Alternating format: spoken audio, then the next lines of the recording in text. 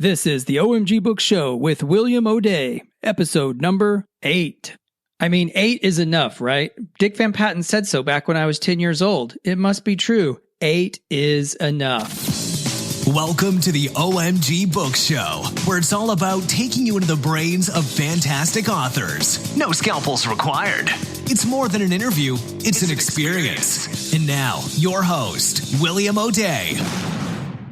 Hello, everybody, and thank you for joining me on the show today. Today, we get to speak with Jacqueline Druga, who I have informally, unofficially called the queen of the post-apocalyptic genre.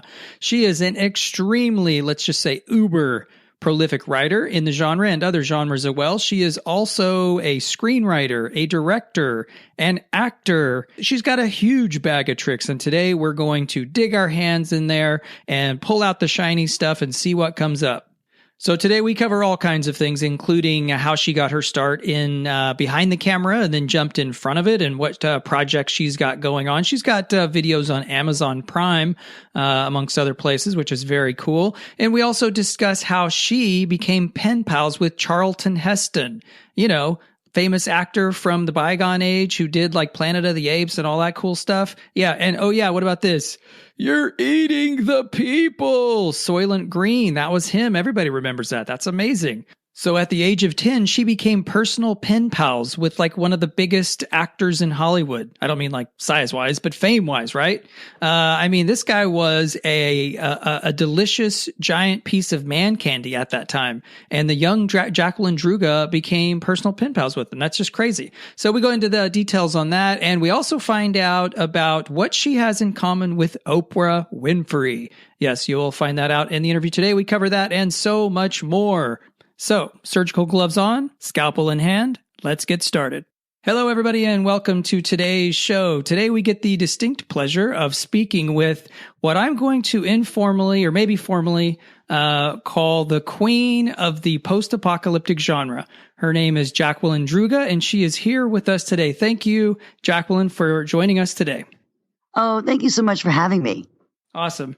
Well, I wanted to have you on because there are a number of different reasons, but one of the things that struck me was in a genre filled with too many guys, you bring a female voice to the genre. Thank goodness for that. Like what pushed you in this direction? Why did you, because obviously in romance, there's a preponderance of females there, and action adventure preponderance of males, but it's always nice to see and find outliers that bring that unique other voice to the genre. How did you end up with PA as a focus? I have always been infatuated with the apocalypse. And my first story, I wrote at 10 years old, which was many, many years ago, was called Disaster in the Liberty Tunnels. So I have been, ever since I saw Charlton Heston, in Earthquake and Planet of the Apes, I just been obsessed with it. So I've always written apocalypse. And when I got older and decided that I was going to really focus on being a writer, the first story I wrote was, and this is pretty late in life. It's after writing mysteries and being where I thought society needed me to be, but, not really trying to get published. And then I wrote The Silent Victor, which was a plague book, which was bad. It was everything I loved about the genre, but my execution was horrible. And it really was. Is that available out there? Or did you pull it and you're like, okay, this will never see the light of day again? No. It has been rewritten. Actually, I posted the original version of it is for sale. And, but it's like the second version because I got rejected so many times in that first version. But, as I moved along, it was like, well, I like apocalypse, so every other book I write or every third book I write will be an apocalypse book. And my rejection notices back then were paper rejections. It was like, late 90s, early 2000s, and they're like, nobody wants to read this stuff. Nobody wants to read about zombies. Nobody wants to read about the end of the world. So I kept writing it, but I never tried to get published. And that's probably why when I first discovered on Kindle that people were interested, I had so much to offer because I had just been stockpiling it like rations. Yeah. And I mean, they were so wrong about that too. I mean, everybody, maybe not everybody, but there is a huge percentage of readers out there that love to read about apocalyptic scenarios, myself included. Yes. And this is, the rejections were like my series, The Silent Victor, deals with the apocalypse, and then the eventual, it goes from really sad to this really bizarre, funny, and has a real nice cult following. And the first book, The Silent Victor, we were talking about that was bad and now it turned out good, is a series on Amazon Prime right now. A TV series on Amazon Prime. People can watch it. Totally cool. Yeah, that is one of the other things I wanted to bring up. You're not just a writer of books. You seem to do it all. Like, maybe we can start there. Are you powered by an internal nuclear reactor? Like, how do you do this? My daughter calls me an alien. I have 4 adult children. One daughter lives here, and she's like, "Mom, you're an alien," because like I'll be writing, and then I'll be working on the film stuff, and then I'll pull up my musical stuff and work on soundtracks, and it's kind of weird that my entire family, and there's 6 kids in my family, and I'm one of 6, and not kids, adults, no, but they're all white collar accountants. They're all in accounting. And then there's me, and I'm the only one in the family with any like creative talent. So I always vowed that I would not let a single one of my talents go to waste, that every single day of my life in some form or capacity, I would use the talents that were given to me. So I do my best to do it. Writing, though, I love writing. I recently started acting, so I don't know how that's going to go. So we'll see. Well, it's always fun to take on new challenges in life, right? Right. I figured there's not many older grandmas out there. Not that I don't look like a grandma, but I am. But, I figured, hey, I'm going to try for these grandma roles that no one's grabbing. Well, I wanted to, we'll definitely get more into that. I mean, I wanted to get back to all those rejection slips you got. I haven't, I've only gotten into this since the self-publishing revolution, so I haven't really pushed that scenario, but I recall reading, like, you can get the form little slips, whereas like they didn't even read it, or you can get a little like handwritten note about it, which means they got a little bit further into the consideration. What were the rejection slips you got like? 1,172 rejections. I stopped counting. Wow. I have a bin of them right next to me, as a matter of fact. I keep that bin right next to me. Most of them, I'd say about 50% were form letters. I'd say another 25% were personalized form letters, meaning, "Dear Jacqueline, thank you for your submission of, said book. Unfortunately, we have decided to pass. Do not take us as a reflection of your work." Right. And only about 10% of the little slips of paper that, and I'd say another 10% were just amazing rejections where, hey, I don't mind getting this because they really took the time to read the book. That's what made me, rewrite Silent Victor, because someone took the time to read the book and say, hey, you know what? Your story premise is there. Your writing kind of sucks. You make this a screenplay and not a book, and it'll be fine because you have really good knack with dialogue. But at that point, I never foresaw myself as doing any screenplay work. So I learned how to be a writer. You have to read and you have to listen to people that do it, and that's the best way to do it. But I always said I would stop trying to get published when I could lay a rejection notice on each step of the Empire State Building. How many steps are there? I don't know. There's 1,172, and that's how I stopped counting rejections. I still got them, but I just stopped counting them. Wow. So you had the fortitude and gumption to actually hit that target, but then say, screw it, whatever, I'm going to keep going. I'm insane. I don't know. You're probably not. It's like, what's that famous quote? But you do something, the true definition of insanity is doing something over and over, same thing over and over, expecting a different result. Right. And that was me. We're trying to get published. I would buy the annual Writer's Digest Bible and highlight where I'd send it. And that was like 97, like 20 years ago, I tried to get published.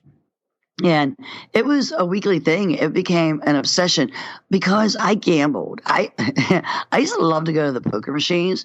And so I decided, you know what, I'm going to take a different gamble. And every time I wanted to go to the poker machines, I would just take time to send out 5 query letters. And that's how that happened.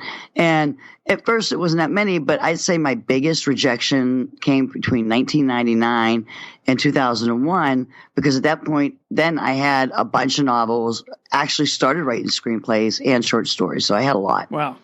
So when the self-publishing revolution came around, 2008, 9, 10, somewhere in there, I think you had said, and it sounds like you had just a huge backlist ready to go out of the gate. Is that right? Right. And I didn't want to do it. I was like, oh, you know what? Back in 2000, this publisher said, hey, and I remember this, and it's a shame. It was a publisher called Denlingers, Denlingers, out of Florida. And they had contacted me about, it's 99, about my book, Siege of the Witches, and we're going to make this into an ebook. And we're sure you don't know what an ebook is, but we promise it's going to revolutionize the system. And one day everybody will be reading ebooks. And okay, I'll try it. And it didn't work. So when my friend Trevor, who was a writer, contacted me, he started at the beginning of 2010. You know, he's, Jack, you got to do this. You got to do this. You got to do this. No. It's never going to catch on. And then finally, I said, all right, fine, I'll upload 2 books and see what happens. At that point, my average royalty check for the quarter was probably around $9. And so I figured if I could make more than $9 in a quarter, it was worth it. And then it started selling. And my first royalty check was $33. And to me, that was like, whoa, $33, we're getting pizza tonight, you know? And yeah, party. My first book I released, it took me all year to actually get up the nerve to do it on Kindle, was not until December 2010. So, I mean, now I'm an old timer at this, but it took a while. And I tell people it doesn't happen overnight. I mean, there were months where I was counting, 8 books a week sold and things like that, even though I had like 15, 20 books out there. It takes a while for your name to get out there. And people got to trust that, hey, if I latch onto this author, she or he is going to keep on giving me work. They're not going to disappear. And that's one problem with today's Kindle society is you get too many authors out there that are 1 book, 2 book wonders, and then they disappear and you never get another book, or maybe you get 6 books out of a lifetime. Well, Kindle has allowed people to afford books to read them at an incredible pace. They're eating them faster than we can actually write them at times. Right. And that's even considering how much, and clearly you personally are able to, but especially in going back to the traditional side of things, when a book would be out like 1 or 2 books a year, like that's not nearly enough in this new kind of environment. Right. I mean, so people want, a book. Every time they turn around, they want a new book. They want a new book. And so there's really not, in my opinion, that big of a competitive factor in Kindle. A lot of people make it out to be. It was back in 2011, and 2012 was horrible competitiveness.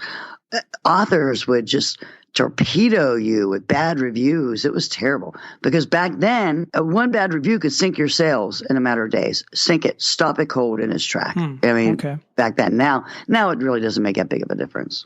So there's I don't think. Yeah, I guess that, I mean, maybe that's because my feeling about it is different, but it sounds like that's because I jumped in after those days, because the feeling that I get from authors, in particular indie authors at this point, is a very collaborative sort of, supporting each other sort of approach. Yeah, and that's the way it is. And, we fought the battle for the new guys out there. Thank you. I mean, it was bad. I mean, like in 2011, I'd say it was the worst year for reviewers, where you had these holier than thou grammar Nazis out there, and they would tear you to shreds anywhere you could find it. Like any open forum, they would put your name as an author out there and say, this person doesn't deserve our reading. And you know what? Looking back at that, I tried to clean up my books and I'd get help of a friend. But even then, it wasn't good enough. And I realize that now. And, I went through my backlog again. And now, I have different publishers who get professional editing teams to do my stuff. And people still will attack my grammar and say it's littered with mistakes because they never bother to check to see if there's a publisher. They just see my name. Oh, she's an indie author. There's going to be mistakes. And they tear me apart about that. Meaning they don't even read it, or they just assume it's going to be riddled? They just assume it's bad. And a lot of thing is, like, they assume it's going to be riddled because it's me. Because any indie author, and I tell indie authors this, it doesn't matter. I have paid thousands to have a book edited, and be squeaky clean as it could be. And people see that I'm an indie author and they're like, oh, this has grammar. This, she writes on an 8-year-old level and all that type of stuff. So it's not as bad as it used to be. But back then, if you were an indie author, you can guarantee there was this group of grammar Nazis that would just attack.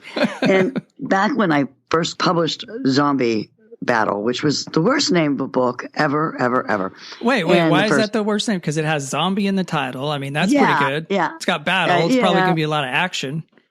I put this book out there and didn't expect anyone to read it. Okay.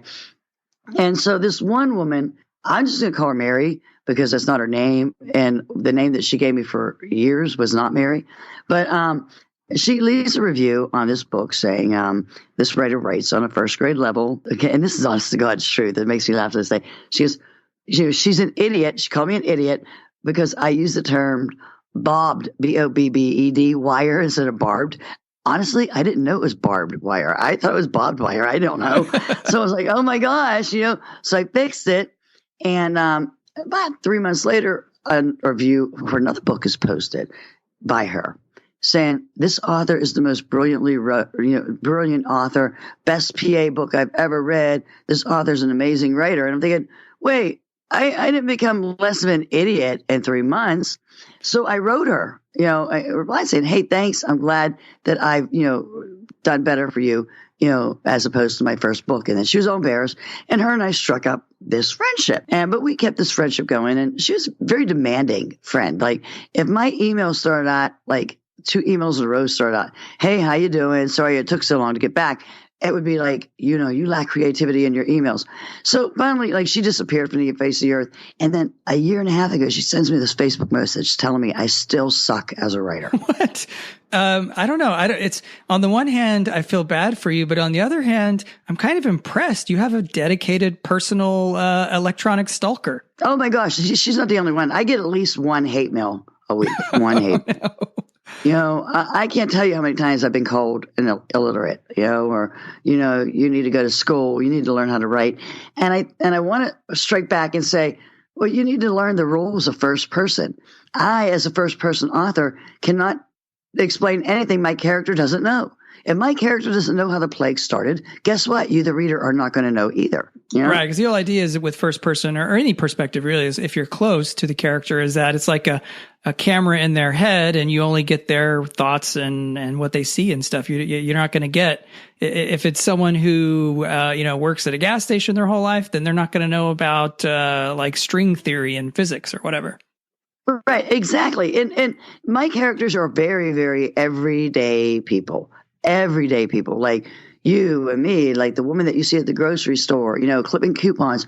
That's my characters. That is the people that don't know much about survival and things like that. So they don't speak perfect English. And I'm not going to have a perfectly grammatical, correctly spoken narrative from the me point of view when the character is not any, educated than a high school education and works, like me, so. Yeah, it totally makes sense. And I mean, another aspect to it as well is, at least from the listings that I've seen and kind of your focus seems to be, with the PA genre and other things as well. But it's not literary fiction, you're not trying to like paint purple prose that like tickles people's fancy poetic bone, Right. I'm not trying to do that. I'm trying to entertain. And I think I found my audience.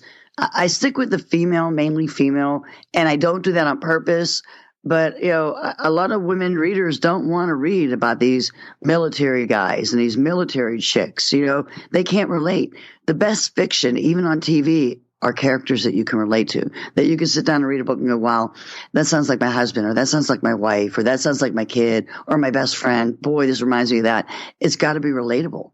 And nobody relates to scientists or, military gurus and things like that. They relate to the Walmart worker or, the grocery store clerk or the woman that, babysits for you. That's what they relate to. Yeah, and I can definitely see how, with just everyday people, and then when you throw them with everyday problems, but then when you throw them into this apocalyptic scenario, then it's, then it's easy for the reader to identify with like, oh my gosh, well, if that happened to me, would I do what this character is doing, or would I make a different choice? Exactly. That's what I kind of aim for. That's super cool. One of the things I wanted to ask you about, and we had mentioned at the top of the show, is you don't just write novels. At some point, you started writing screenplays. How long ago? How did that all get started? Well, I guess about 1999. It got started because I sent a query letter out to HBO about my screenplay Silent Victor, which I did not have.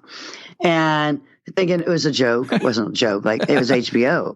Right. And they sent a request back asking to read the screenplay. Uh-oh. And I was like, are you kidding me? I don't have one. So immediately I had to go to the Barnes & Noble and I had to pick up a how to write a screenplay.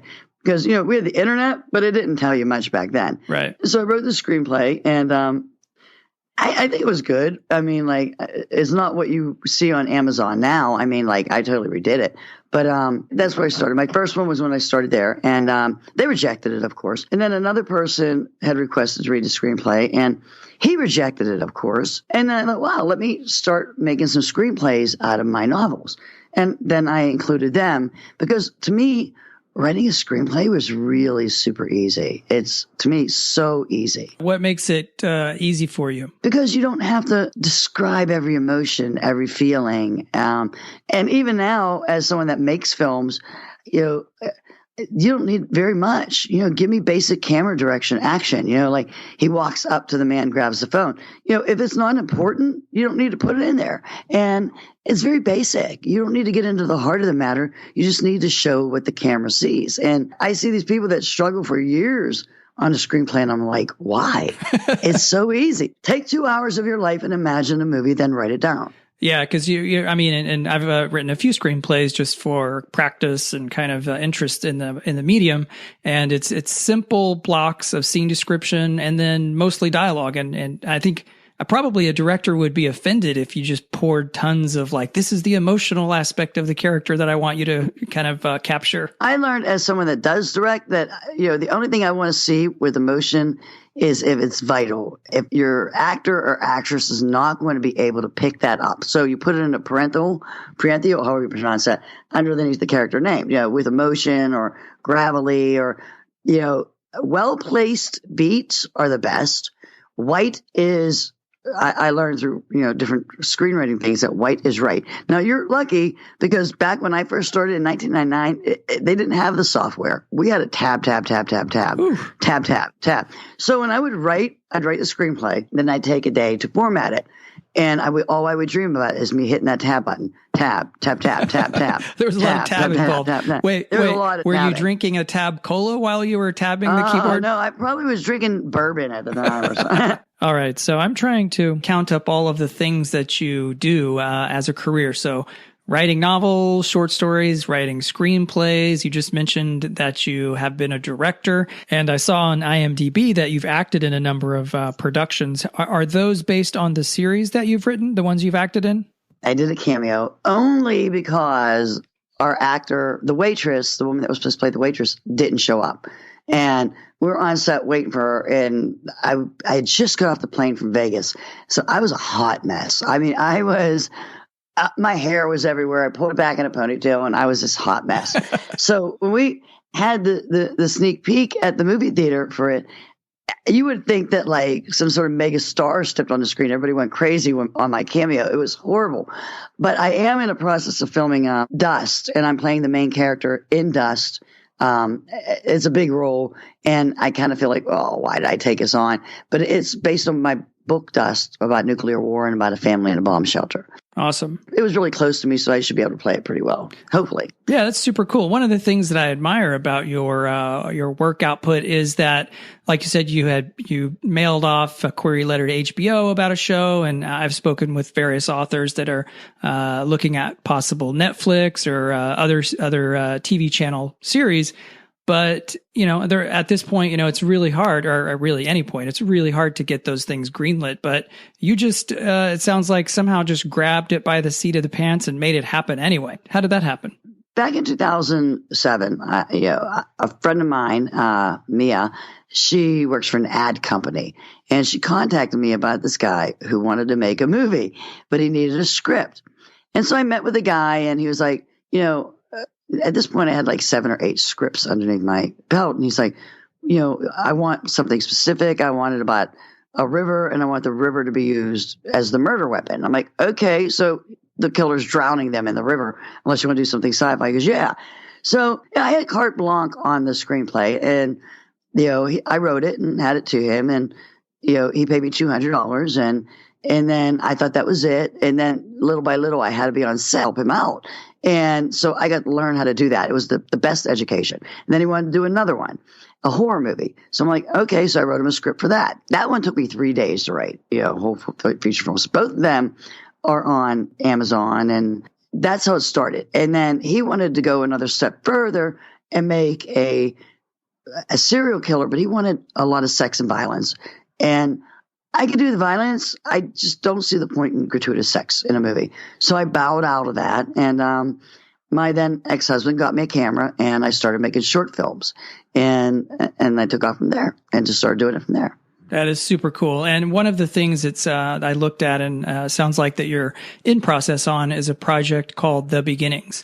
And it sounds like it started as a long series of, is it short stories or novels? What is that? Oh, it's novels. I'm actually writing book 29 right now. Holy moly. Yeah, there's book 28. I think I calculated there to be, 200,000 pages of beginnings right now. They're not just novels. They're like huge novels. And that's first book of that series is The Silent Victor. And that's what's on Amazon right now. That was a mistake. It's really, Wait, why? Why was it a mistake? Well, I decided, I have such great readers and great fans. I really do. They're amazing. They're so dedicated, especially the beginnings, and they're just as crazy and in love with these characters as I am. I decided, well, I'm going to do a little web series, for these fans. Nothing big, 6 episodes, 10 minutes long, just this, Mm-hmm. So I went out and I actually invested and bought cameras and all the equipment, got the actors, me and my sons, because my sons are filmmakers, and we did this thing. It wasn't the best quality.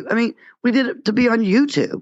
So how good a quality do you need it to be? Well, it's kind of like writing that first novel you're talking about. It's the first time out of the gate is not going to be the best, but you get better and better. Right. And I had done many short films. Okay. Many short films, even won some awards for my short films.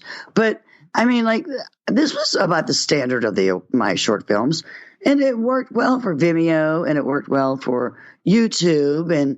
And then, this TV station called Matty G TV, which is on Roku, picked it up.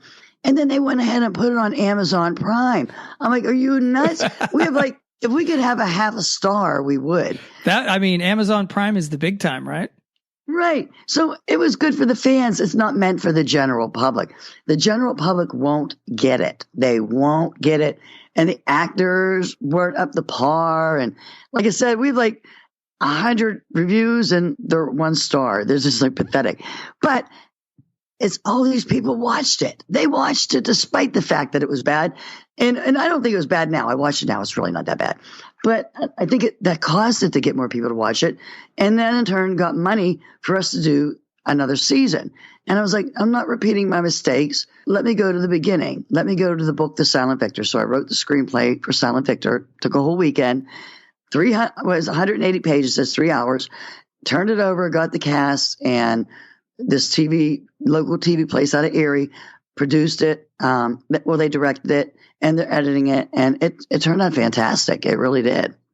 And that is season 2 also available on Amazon Prime? Yeah, that's on Amazon Prime. And season 2 is actually a prequel. So if you watch season 2, you see the whole world fall apart from plague, and then you'll kind of understand the season 1 is backwards. But yeah, okay. It turned out really well. I'm really proud of it.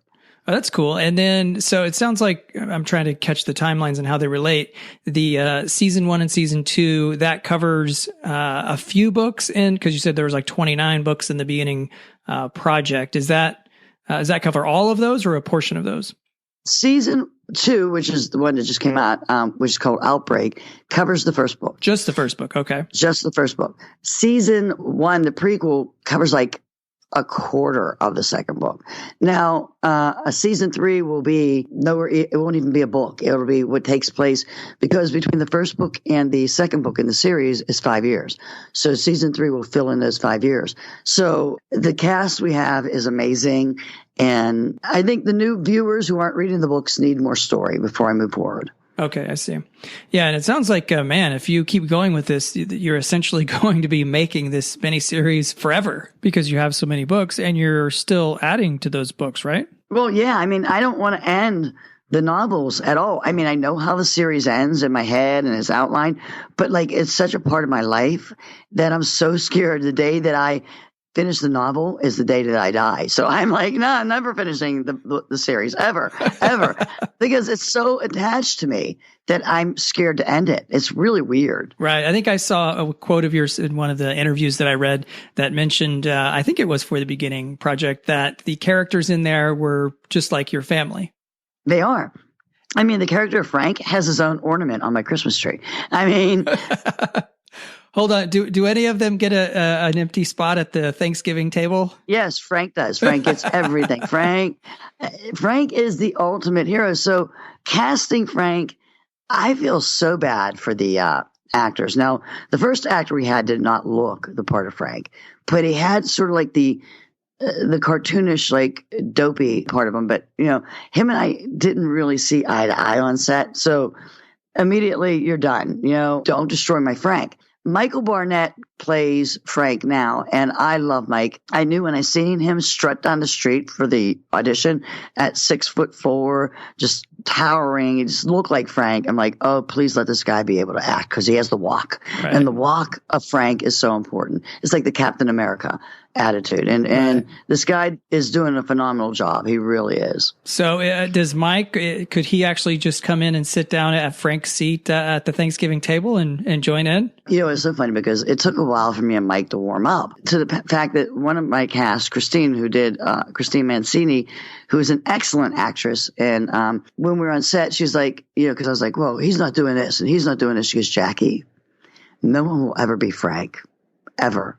So quit taking it out personally on this guy. Like, okay. And once I accepted that, him and I got along really well. And the more he played Frank, the better he got at playing Frank. To the fact that at the last day of shooting, he was so Frank-like. I was fangirling. Mike sent me an email yesterday asking for a role in my new project, because I need a bad guy. And he's a phenomenal actor, but I'm scared to death to put him in anything where he's not Frank. You know, so I called our makeup guy and I'm like, can you make him, you know, ugly? And she's like, why am I making him ugly? You know, anything to take away the Frankism from him. Right. Because to me right now, he's doing great as Frank. He's doing great. Yeah, I think that's an interesting aspect to it. Like you have to, on some level, relinquish some control and bring other people's creative input to it. But at the same time, these are your babies, like your intimate sort of relations, you know, in your mind and these characters. How long did it take you, or is it a process you're still getting through to kind of adjust to that? I'll never adjust that. I mean, like the fans of the book series make it worse because they're worse than I am. I mean, they tore the first season actors apart. I mean, so I was so confident in Mike being Frank that I actually posted his picture right away, and people like fell in love with him. I mean, there's a picture on my beginning site where I'm standing side by side with him looking over a hill, and you only see us from behind. And that's how I first introduced him. And people were like, oh my God, Frank. Yeah. But I mean, so they make it worse for me because like they are worse than I am when it comes to these characters. They are very, very fussy. It's actually hysterical. Yeah. And I think it's normal for people once you get attached to a character, especially over so many books, then, you know, you have a very definite opinion in your mind about like, this is the character, but this is not, and that kind of thing. Right. And so they argued. They all love Joe. Nobody liked my Joe at first. I love my Joe. I think he's great. So, I mean, that's the patriarch of the series. I think he's doing a great job. And I think I had read somewhere that Joe was a representation or related to your father. Is that right?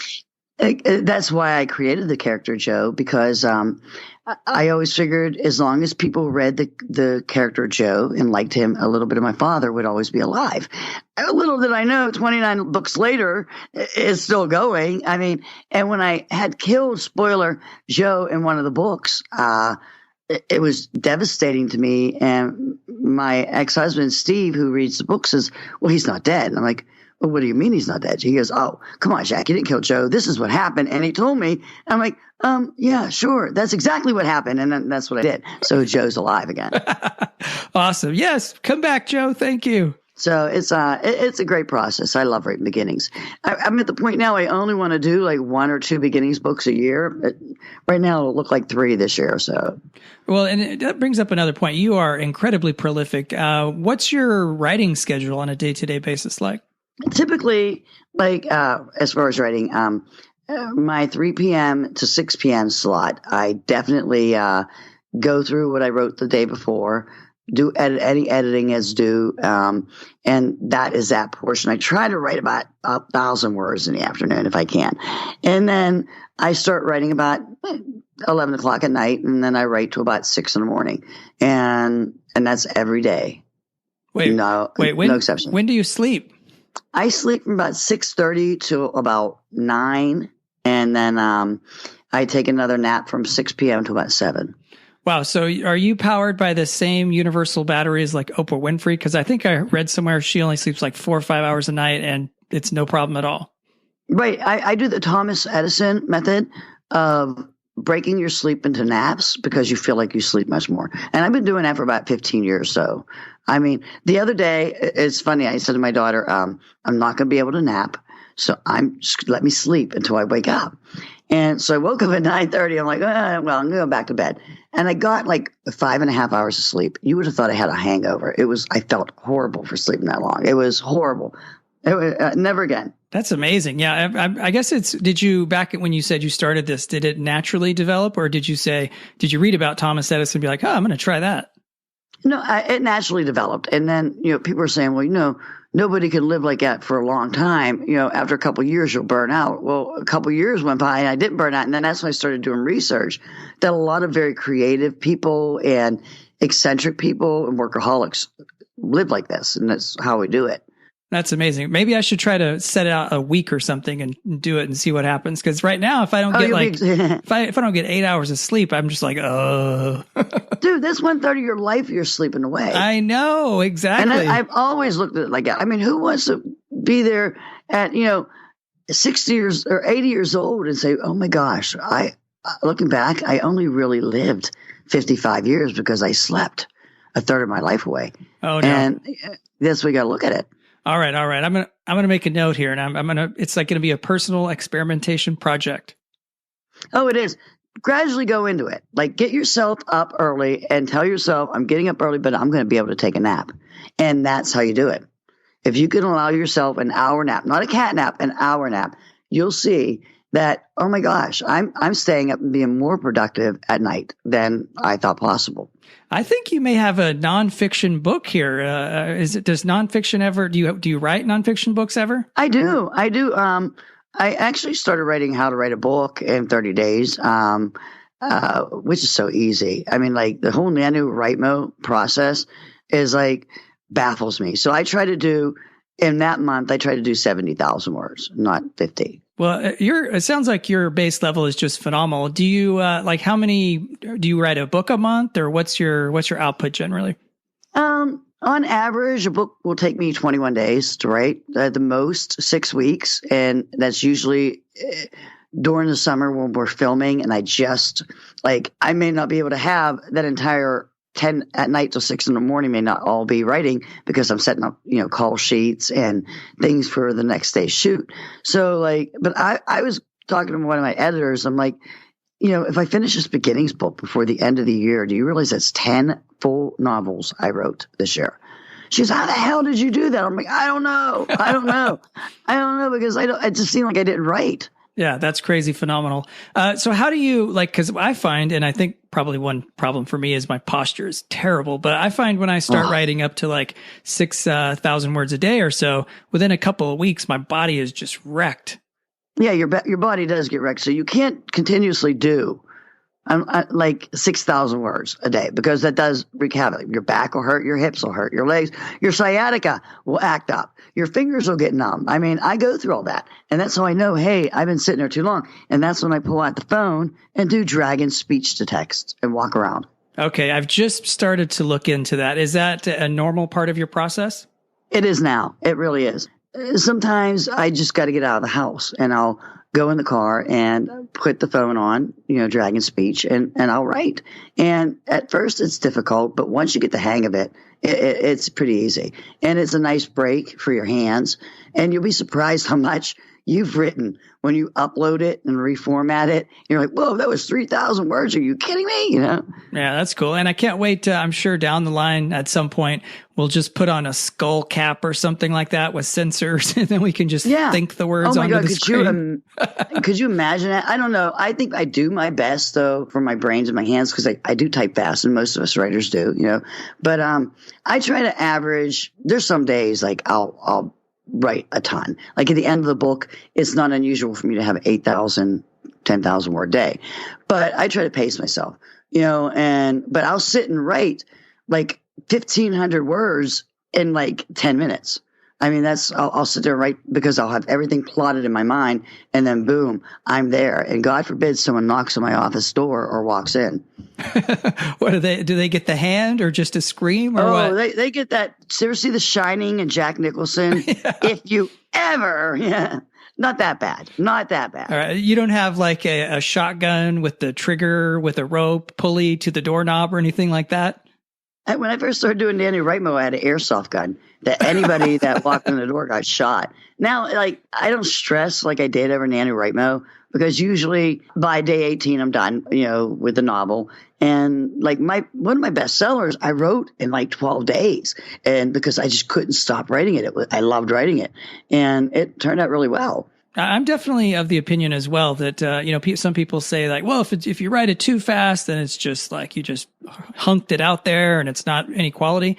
But I think it's on the reverse side of that. I think the deeper and more enthusiastic you get into the story, you're just like powering through it, and the reader will have a similar experience. Exactly. And the thing is too, when you're moving and you're thinking so much about what words you're putting on that page, trust me, that slows your reader down. That will slow your reader. Will feel it. They'll feel it. Yeah, totally. Well, I wanted to ask you. You've written clearly quite a few apocalyptic books. What would you say is the most unique apocalypse event in the stories you've written thus far? It would be my book 1037.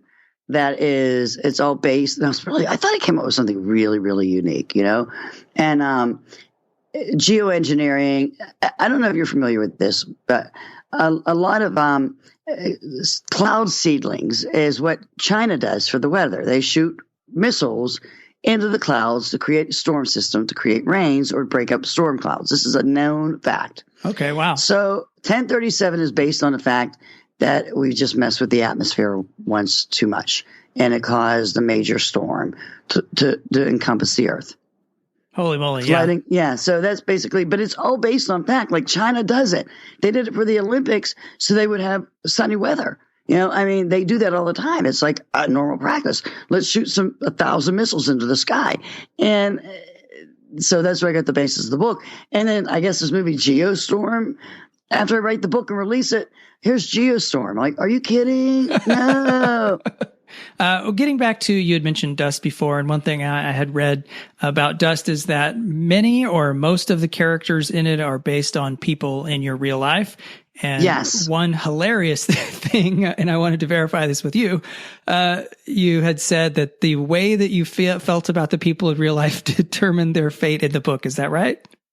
That and the fact that, like, how I believed, there's people you get to know, okay? Like, and that they would do stupid shit, despite what they say. And wait, do we know? I think we know the same person. Yeah. So, but they insist, no, I wouldn't. So I based it on the people that I knew, and all these people that say, hey, if the apocalypse happens, we're coming to your house because you're well stocked up. And the whole premises of that is these people show up. And so when I wrote the book, I was like, okay, well, this person's based on this person, well, one person I didn't like, so yeah, I killed that person off right away. But one was a friend that I had known forever, and she's was a very angry individual. She's not quite as angry now. And she literally stopped speaking to me for like a year. Oh, no. So did you tell her, or did she recognize herself as that character? She recognized herself as that character and was like, I would never do that. Yes, you would. Yeah, yes, you would. I mean, you're like, hello, my name is Jacqueline Druga. My fiction is a truth mirror for you. And that's what that book was. So after that book, I was like, well, not really going to use anybody I know anymore. But there are like people that influence characters, like CM Punk, the wrestler, totally influenced Alex Sands in my series Sleepers. And not that I know CM Punk, and I wouldn't want to know him because he might destroy the character. Because when his character turned heel in the WWE, I hated the character of Alex in my books. Oh, no. Yeah. So it got too personal. It got too personal, yeah. So speaking of CM Punk, what did you think about his ill-fated migration to fight Mickey Gall in the UFC? I mean, would you have recommended that as his business manager? I would not have recommended that. He was 35 years old, okay? First of all, he's not a young man, and as physically challenging as wrestling is, you're just not cut out for that, And it was an ego blow to him, and I think his little wife has a lot to do with that. Oh, you think she encouraged him to be like, go, punch people in the face? Yeah, I think she doesn't see anything wrong with it. I mean, did you see his ears after that fight? They looked like bloody cauliflower. It was sad. Oh my God, it was sad. I felt really, really bad for him. I really did. And I did use those pictures from that fight when my character of Alex got his ass beat in Sleepers. So you're like, oh, well, that's apropos. Yeah, I mean, I think WWE needs him back. I think they need him back bad, but they need back the CM Punk that came out years ago and sat on the Ross on top of the Titantron and talked to the people. That's the CM Punk they need back. All right. So CM Punk, if you're out there, and I think I had read somewhere that he is considering trying to get another fight in the UFC. Oh my God. Yeah. So don't do that. We don't want to see sad, bloody ears anymore. No one wants to see that. Or Triple H making fun of him with the picture. Did you see that picture? No, I don't think so. Triple H took a picture of himself watching the CM Punk fight. Oh, that's just sad. It's sad. It's really sad. It's sad. All right. Well, so moving on from sad topics to one thing that really I thought was just totally cool in the information that I'd read about you was, and you'd mentioned it a little bit at the beginning of the show, you, I think, if I understood this right, had a pen pal relationship with Charlton Heston. Is that right? Yes, that is absolutely positively true. Yes, I love him. I have a shrine for him in my office bar. I have a bar in my office. Yeah, I mean, like, there's a newspaper article years ago, local paper wrote an article of how he was the inspiration to me starting to write because I was infatuated with him. And honestly, I used to write Charlton Heston like marriage proposals at least once a month when I was 10 years old. Oh, wait, and did you send them to him or just like these were in your personal diary? My mother said she did. She also said she mailed my Donny Osmond letters, which I doubt she did. So we sent a clip of the newspaper article to Charlton Heston's agent. And about 3 weeks later, I'm getting my mail looking for rejections. And there's this very thick cloth like envelope with just my name on the front and address. I'm thinking, oh my God, I got a chain letter because that's how chain letters were done back then. And I turned it over and it had his name embossed on the back. Well, I freaked. And so began our letter. He said he was honored that he could be an inspiration and would love to have a copy of the book, my newest book. So I sent him the book and I autographed it. And then the email and my letter to him, I said, I signed it, in case you ever dreamed of getting my autograph as I've dreamt of getting yours. And hey, by the way, my marriage proposal still is open. And then we went back and forth. And then he sent me an email wishing me the best endeavors when I started a little publishing company, which did well until I sold it. And until he got really sick and I just didn't hear from him again because he got sick. Right. That is so amazing. You don't think, I mean, in today's, in the modern day with social media and sort of there's kind of a more expected level of fan interaction and intimacy. It's not surprising, but I mean, we're talking about back in the day when you have these kind of megalithic stars that they just seem like they're in another universe. Back then, they were more they were more into their fans than the celebrities today. I mean, Mr. Heston took time to handwrite me a letter and sign it. And to me, this is my idol. This is the reason I wrote apocalypse fiction. So this is a total inspiration. I'm so blessed that I had that opportunity. Now, if Ronnie Reagan had sent me a letter, boy, I'd be in heaven on that one. Well, that is super cool. I think it's just such a fantastic kind of life point for you. Oh, it is. It's a great thing to have. You know, that's why I always mention him in my books, so my new readers can learn who he is. He's mentioned in every single book. That is so awesome. Well, we're getting near the end of the show, and that can mean only one thing. Welcome to the Rorschach round, where we use ambiguously odd questions to delve deeper into the minds of these amazing authors. Let's get started. All right, so we will begin with, if you could be any animal, what would you be and why? If I could be any animal, what would I be and why? I would be a Shih Tzu.